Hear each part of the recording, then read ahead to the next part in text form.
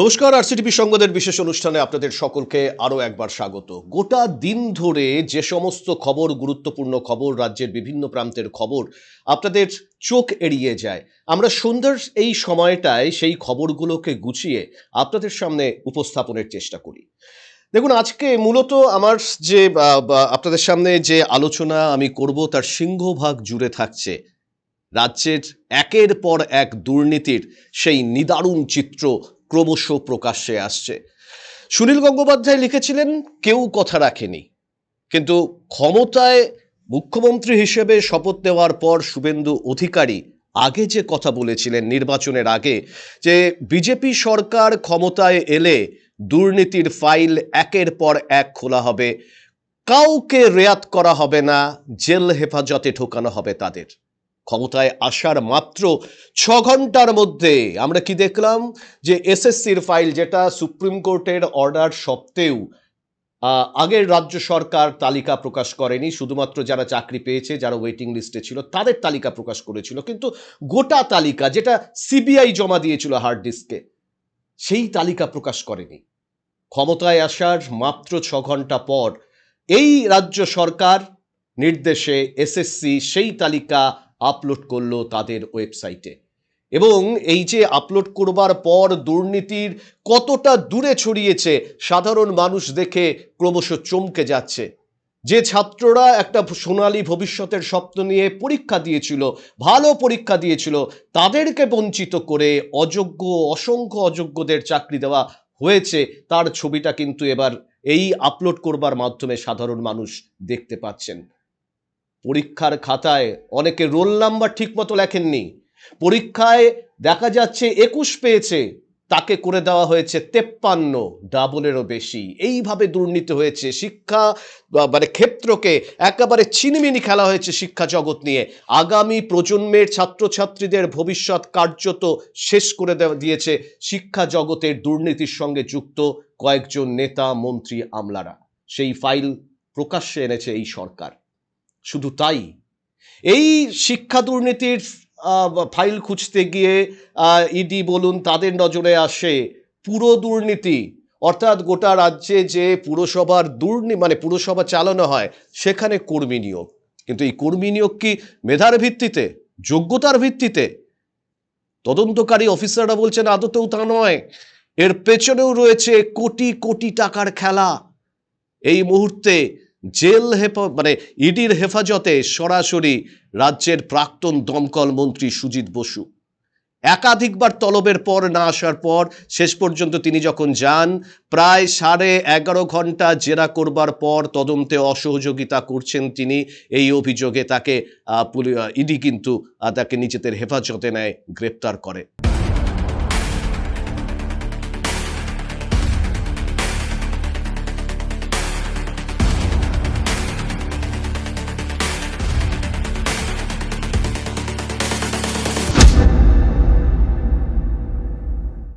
এবং কি জানা যাচ্ছে, যখন কোভিড কাল, যখন সাধারণ মানুষ, আপনারা সেই ছবি দেখেছেন, পায়ে হেঁটে ভিন রাজ্য থেকে বাড়ি ফিরছে, খেতে পারছে না, মৃত্যু মিছিল, সেই কোভিড সিচুয়েশনে এই সুজিত বসুর, প্রাক্তন দমকল মন্ত্রী, তার ছেলে কলকাতার সল্টলেক সেক্টর 5-এ বিশাল বড় ঝাঁ চকচকে রেস্টুরেন্ট, সেই অ্যাকাউন্টে 1.5 কোটি টাকা ঢুকেছে, এমনটাই দাবি তদন্তকারী সংস্থার। শুধু তাই নয়, এই পরিবারের প্রায় 7 জনের অ্যাকাউন্টে 8 কোটি টাকা, যার কোনো উৎস খুঁজে পাওয়া যাচ্ছে না। কোথার থেকে এই বেআইনি টাকার লেনদেন? মনে করা হচ্ছে বিভিন্ন পুরসভাতে যাদের চাকরি দেওয়া হয়েছে, এই চাকরি দেওয়ার থেকেই এই কোটি কোটি টাকা আত্মসাৎ করেছে সুজিত বসু এবং তার সাকরেতরা। শুধু কি সুজিত বাবুই যুক্ত, প্রাক্তন দমকল মন্ত্রী, নাকি সেই টাকার ভাগ আরো অন্য কোথাও পৌঁছে যেত? জিজ্ঞাসাবাদ করে তদন্ত শুরু করছেন ইডি অফিসাররা। আর গতকাল থেকে আরো একটি খবর, একেবারে চমকে দেওয়ার মতো খবর। দুর্নীতি কতটা রন্ধ্রে রন্ধ্রে প্রবেশ করেছে পশ্চিমবঙ্গের বুকে। পুলিশি অভিযান, এই যে ছোটবেলায় আলিবাবা 40 চোর গল্পটা আমরা পড়েছিলাম, ওই খুলজা সিম সিম বলবার পরে গুহার মধ্যে রাশি রাশি সোনা, রাশি রাশি আলিবাবা সেখানে প্রবেশ করে দেখতে পেয়েছিল। হাওড়াতে রাজ্যের আরেক মন্ত্রী অরূপ রায় তার ঘনিষ্ঠ তৃণমূল নেতা শামীম আহমেদও কিন্তু এই মানে এই রূপকথার গল্পের চাইতে কোনো অংশে কম নয়। বাইরে একটা জরাজীর্ণ বাড়ি দেখলে পরে মনে হবে যে সেখানে কোনো লোক থাকতে পারে না, কিন্তু ওই মানে জরাজীর্ণ বাড়ির ভেতর সুড়ঙ্গ, একেবারে গল্পকথার মতো মনে হবে কিন্তু বাস্তব। সেই জরাজীর্ণ বাড়ির মধ্যে সুড়ঙ্গ, সেই সুড়ঙ্গ দিয়ে নিচে নামলে রাজপ্রাসাদ, লক্ষ লক্ষ টাকার দামি আসবাবপত্র, আধুনিক জীবনের সরঞ্জাম সেখানে মজুত করা, ঢুকলে চমকে যাবেন। সেই ছবিও কিন্তু উঠে এসেছে গতকালের ঘটনায়। আমি বলছি, যারা এই যে দুর্নীতি, একটা বাড়ির ভেতর সুড়ঙ্গ খুঁড়ে তার নিচে রাজপ্রাসাদের মতো বৈভব, এটা ভাবা যায়? এটাই বাস্তব। পুলিশি তদন্তে এখন এগুলোই তো ধীরে ধীরে উঠে আসছে চারিদিকে। যদি বলা হয় পুলিশ কিছু জানতো না, হয়তো জানতো, কিন্তু প্রভাবশালী বলে তো একটা কথা রয়েছে নাকি, প্রভাবশালী তকবার কারণে তাদের টিকিটা পর্যন্ত ছুঁতে পারেনি পুলিশ এতদিন পর্যন্ত। এই সমস্ত দুর্নীতির পাহাড় প্রমাণ দুর্নীতি ক্রমশ প্রকাশিত হচ্ছে। শুধু তাই বলবো কেন, আজকে রাজ্যের উত্তরবঙ্গ উন্নয়ন মন্ত্রী নিশীথ প্রামাণিক তিনি বলছেন যে 2025 সালে যখন যুবভারতী স্টেডিয়াম, সল্টলেক স্টেডিয়ামে ফুটবলের ভগবান মেসি যখন এসেছিল, সেই মেসিকে নিয়ে গোটা ভারতবর্ষ জুড়ে যে তীব্র উন্মাদনা, কলকাতা জুড়ে যে তীব্র উন্মাদনা, মানে ফুটবলে তাদের ভগবানকে এক ঝলক দেখার অদম্য বাসনা দিয়ে হাজার হাজার টাকার টিকিট কেটে যে সমস্ত ভক্তকুল ওই দিন সল্টলেক স্টেডিয়ামে এসে জমা হয়েছিল, কি ঘটেছিল সেই সময় মনে রয়েছে তো? রাজ্যের এক মন্ত্রী, যদিও তিনি এবার হেরে গিয়েছেন, অরূপ বিশ্বাস, তিনি গোটা বিষয়টাকে হাইজ্যাক করে তার পরিবারের সদস্য, তৃণমূল কংগ্রেসের একাধিক সদস্য, মেসিকে কার্যত কর্ডন করে একটা ফটো সেশন করে দিলেন। আর যারা লক্ষ লক্ষ টাকা খরচা করে যারা খেলা মেসিকে একবার দেখতে এসেছিল, তাদেরকে তারা দেখতে পায়নি।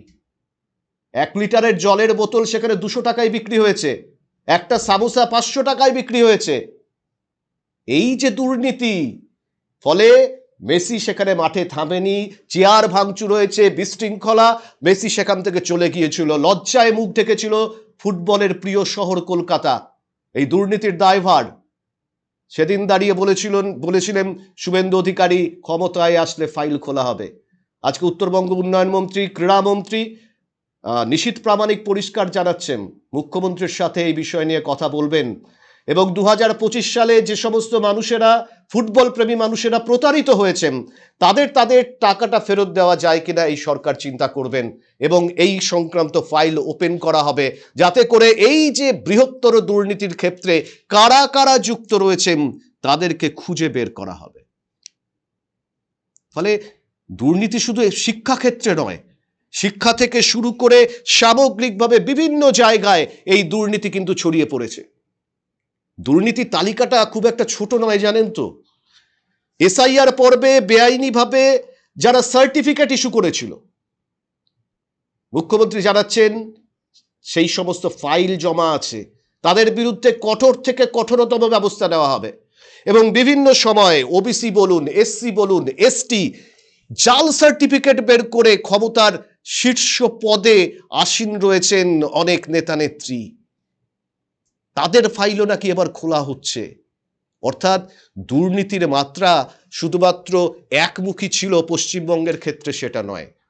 যত দিন যাচ্ছে, যদি এইভাবে দুর্নীতির যে মানে একেবারে ঢেকে রাখা খোলস যদি পরতে পরতে সরকারের সদিচ্ছা থাকে, সদিচ্ছা নিয়ে যদি যেভাবে কাজ শুরু হয়েছে সেটা যদি চলতে থাকে, তাহলে আগামীতে আরো অনেক রকম চমক কিন্তু বাকি রয়েছে এই পশ্চিমবঙ্গের ক্ষেত্রে। তবে এই পশ্চিমবঙ্গের বাইরেও আরেকটি দুর্নীতির কথা না বললে সেটা হয়তো ভুল হবে। সেটা হচ্ছে ডাক্তারির প্রবেশিকা পরীক্ষা, নিট ইউজির পরীক্ষা। গত 23 মে ভারতবর্ষ জুড়ে এই পরীক্ষা অনুষ্ঠিত হয়েছিল। প্রায় 22 লক্ষ ছাত্রছাত্রী ডাক্তারি পড়বার বাসনা নিয়ে এই পরীক্ষায় অংশ নিয়েছিল। কিন্তু দেখা গেল যে পরীক্ষার পেপারই নাকি আউট হয়ে গিয়েছে। ফলত কর্তৃপক্ষ এই যে 22 লক্ষ পরীক্ষায় বসেছিল, গোটা পরীক্ষা পদ্ধতিতে ক্যান্সেল করে দিয়েছে, বাতিল করা হয়েছে। যদিও বলা হয়েছে নতুন করে পরীক্ষায় বসতে চাইলে এক্সট্রা কোনো ফি দিতে হবে না, কিন্তু এই যে ছাত্রছাত্রীরা নিরলস পরিশ্রম করে, কঠোর অধ্যাবসায় নিয়ে, রাত জেগে পড়াশোনা করে, দু চোখের স্বপ্ন নিয়ে ডাক্তারি পরীক্ষা তারা পরীক্ষা দিয়েছিলেন, সেখানে প্রশ্নপত্র ফাঁস হচ্ছে। সিবিআই তদন্তর নির্দেশ দিয়েছেন কেন্দ্র, কিন্তু প্রশ্ন হচ্ছে এত গোপনীয়তা, এত রাগঢাক, তারপরে ছাত্রদের ভবিষ্যৎ নিয়ে ছিনিমিনি যারা খেলছে তাদের আসল সত্যটা সামনে আসে কি না, আমাদের নজর থাকবে সেই দিকেও। মোটামুটি দেখুন, দুর্নীতির এই যে পাহাড় প্রমাণ তত্ত্ব, একদিকে কেন্দ্রীয় সরকারের এই যে নিট ইউজি দুর্নীতি, সেটাও যেমন অত্যন্ত লজ্জাজনক, পাশাপাশি রাজ্যের ক্ষেত্রে একের পর এক দুর্নীতির পরত ক্রমশ উন্মোচিত হওয়ার পথে। এখন দেখা যাক যে এই যে তদন্ত চলছে, এই তদন্তে কতটা গতি আসে। দেখুন, সারাদিন আরো দুটি ঘটনা আজকে পশ্চিমবঙ্গের রাজ্য রাজনীতিতে আলোড়ন তৈরি করেছে। বাংলা পক্ষ ভোটের আগে যাকে দেখবেন যে একেবারে বিভিন্ন জায়গায় সোশ্যাল মিডিয়া, কোনো জায়গায় সভা করে বাংলা পক্ষ কার্যত বাঙালির পক্ষে, বাঙালি অস্মিতা নিয়ে পথে নেমে পড়েছিল। কিন্তু এই বাংলা পক্ষের যিনি সম্পাদক গর্গ চট্টোপাধ্যায়, তার যদি ভাষ্য যদি শুনতেন বা শোনেন আপনারা, তার মধ্যে সরাসরি একটা রাজনৈতিক যে অভিসন্ধি ছিল সেটা স্পষ্ট। ভোটের সময় কাউন্টিংয়ের দিন তিনি বারংবার অভিযোগ আনছিলেন যে ভোটিং মেশিন কারচুপি করা হয়েছে, সাধারণ মানুষের এটা ঠিক করা হয়নি, নির্বাচন কমিশনের বিরুদ্ধে সরাসরি অভিযোগ। এবং বারংবার যারা অহিন্দিভাষী, যারা হিন্দিভাষীর মানুষজন পশ্চিমবঙ্গে কাজ করে, বিভিন্ন পেটের টানে কাজ করে, তাদের বিরুদ্ধে ক্রমাগত বিষাদগারের জন্য বিখ্যাত বাংলা পক্ষের সম্পাদক গর্গ চট্টোপাধ্যায়। যদিও তিনি নিজেকে দাবি করছিলেন যে বাংলা এবং বাঙালির আত্মসম্মান যাতে বিকিয়ে না যায়, ধরে রাখবার জন্য তার আন্দোলন। কিন্তু আজকে সাইবার সেল, নির্বাচন কমিশনের অভিযোগের ভিত্তিতে পশ্চিমবঙ্গে পুলিশের যে সাইবার সেল, সেই সাইবার সেল কিন্তু আজকে তাকে গ্রেপ্তার করেছে, আগামীকাল তাকে আদালতে তোলা হবে।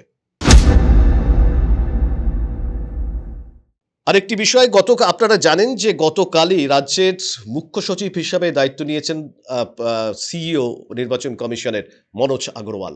মনোজ আগরওয়াল বর্ষিয়ান একজন আমলা এবং একেবারে আইআইটির কৃতি ছাত্র। তিনি মুখ্য সচিবের দায়িত্ব নিয়ে জানিয়েছেন যে পশ্চিমবঙ্গে সরকার, যে বিগত সরকার প্রায় 7.5 লক্ষ কোটি টাকা ঋণের বোঝারও একেবারে ফেলে গেছে আর কি। মানে তৃণমূল সরকার, কংগ্রেস সরকার যখন ছিল, তখন রাজ্যের ঋণের বোঝা যখন ছেড়ে চলে যায়, এই সংখ্যাটা প্রায় 7.5 লক্ষ কোটি টাকা। তাকে প্রশ্ন করা হয়েছিল যে কিভাবে এই ঋণের বোঝা কাটিয়ে পশ্চিমবঙ্গে স্বাভাবিক যে উন্নয়নের কাজ সেটা হবে। মুখ্য সচিব মনোজ আগরওয়ালা পরিষ্কার বলেন যে আমরা চেষ্টা করছি যে রাজস্ব হারটা বাড়াতে, কিভাবে রাজস্ব হার বাড়ানো যায় সেদিকে সচেষ্ট, এবং কোথাও বাড়তি এবং অহেতুক যাতে অর্থ খরচে হ্রাস টানা যায় সেজন্য সমস্ত সচিবদের তিনি প্রয়োজনীয় নির্দেশ দিয়েছেন। এবং কেন্দ্রের যে প্রকল্পগুলো, কেন্দ্রের একাধিক প্রকল্প রাজনৈতিক কারণে যে রাজ্যে লাগু হয়নি, রাজ্যে চালু করতে দেওয়া হয়নি, সেই প্রকল্পগুলো দ্রুততার সঙ্গে যাতে রাজ্যে চালু করা যায় সেই বিষয়েও কিন্তু প্রয়োজনীয় নির্দেশ রাজ্যের নতুন মুখ্য সচিব মনোজ আগরওয়াল তিনি কিন্তু দিয়ে দিয়েছেন। এবং তিনি যেটা বলছেন যে রাজ্যের যেটা সার্বিক উন্নয়ন, মুখ্যমন্ত্রীর সাথে কথা বলে সবাইকে স্বাধীনতা দেওয়া হয়েছে, কোথাও কোনো ব্যক্তিগত আক্রমণ নয়, প্রত্যেকে নিজের নিজের মতো কাজ করবে, সরকার অযাচিতভাবে কারোর কোনো আমলার কাজে হস্তক্ষেপ করবে না।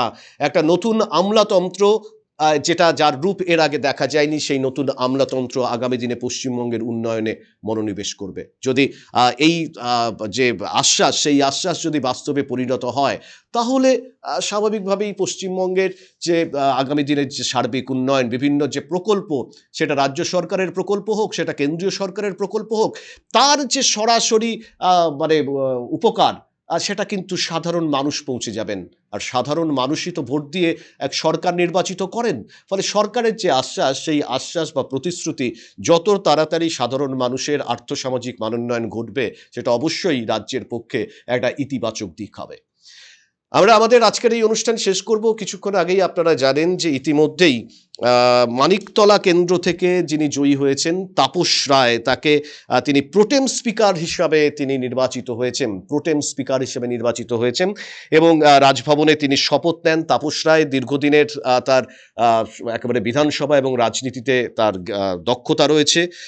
তিনি প্রোটেম স্পিকার হিসাবে শপথ নিয়েছেন রাজভবনে এবং বুধ এবং বৃহস্পতিবার বিজেপি যারা বিধায়ক তারা কিন্তু শপথ নেবেন এবং তারপরে নির্ধারিত দিনে তৃণমূল কংগ্রেস বলুন আইএসএফ বা বামেদের যারা নির্বাচিত হয়েছেন তারাও শপথ নেবেন এবং তারপরেই যে পূর্ণাঙ্গ মন্ত্রিসভা, সেই পূর্ণাঙ্গ মন্ত্রিসভা শপথ গ্রহণ করবেন এবং দপ্তর যে বন্টন এখনো বাকি আছে সেই দপ্তর বন্টনের কাজ চলবে। সব মিলিয়ে পশ্চিমবঙ্গের যে রাজনীতি এই মুহূর্তে চলছে, দুর্নীতির ইস্যুতে রাজ্য সরকার যেভাবে একের পর এক ফাইল ওপেন করছেন, তাতে করে এর শেষ কোথায় তার জন্য কিন্তু আমাদের মধ্যে বা আপনারা যারা আমাদের এই অনুষ্ঠান দেখছেন তাদের আগ্রহ কিন্তু একেবারে চরমে পৌঁছেছে এবং যারা সাধারণ মানুষকে প্রতারণা করেছেন, যারা দিনের পর দিন দুর্নীতি করে নিজেদের আখের গুছিয়েছেন, যারা দিনের পর দিন এই দুর্নীতি, এই সিন্ডিকেট রাজ, এই মানুষের কাছ থেকে তোলা আদায় করে সাধারণ মানুষের যে স্বাভাবিক জনজীবন তাকে বিপর্যস্ত করে তুলেছিলেন, তাদের হাল, তাদের জায়গা আগামী দিনে কোথায় হয় এবং সাধারণ মানুষ এই যে অত্যাচার তার হাত থেকে পরিত্রাণ পায় কি পাবে না, তার জন্য আমাদের তাকিয়ে থাকতে হবে সরকারের পরবর্তী পদক্ষেপ কি হয় সেদিকেই। আপনারা সকলে ভালো থাকুন, সুস্থ থাকুন, দেখতে থাকুন আরসিটিভি সংবাদের বিশেষ সেই অনুষ্ঠান। শুভরাত্রি, নমস্কার।